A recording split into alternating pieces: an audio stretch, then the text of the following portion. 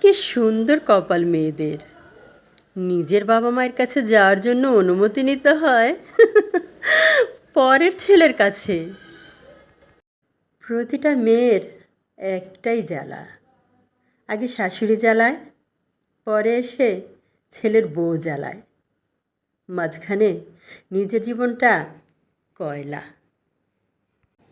যদি বাঁচার হয় যৌবন বয়সেই বাঁচুন, বৃদ্ধ বয়স, সেই বয়সে আর বাঁচার কি আছে?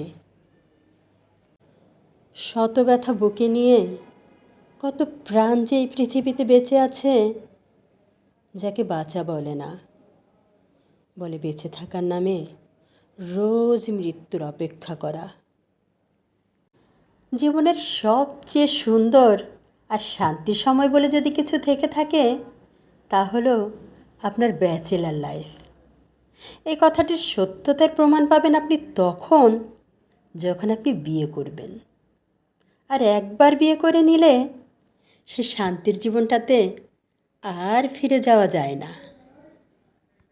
সন্তান পৃথিবীতে এনে সে সন্তানের দায়িত্ব যদি বাবা মায়ের না হয়, সন্তানের সুন্দর ভবিষ্যৎ এবং দুঃখ কষ্টের দায়িত্ব যদি বাবা মায়ের না হয়, তবে ওই বাবা মা জীবিত থাকতে তাদের দায়িত্ব সন্তানের না।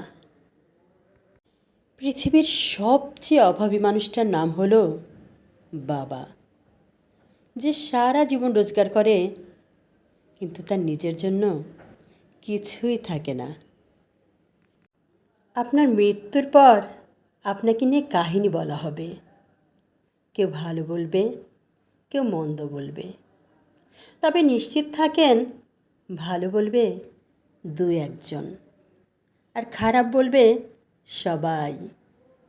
কারণ আমাদের দেশের মানুষগুলো মরার পরেও মানুষকে ভালো থাকতে দেয় না।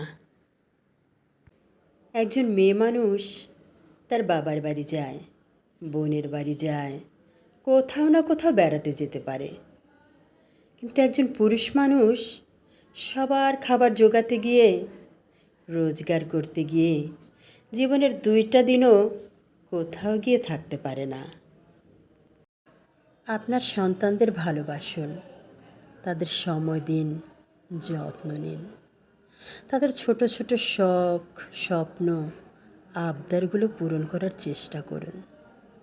নয়তো এই সন্তানেরা একদিন নিজেদের অবহেলিত মনে করে আপনার চোখের সামনে নষ্ট হয়ে যাবে, আপনি কিছুই করতে পারবেন না।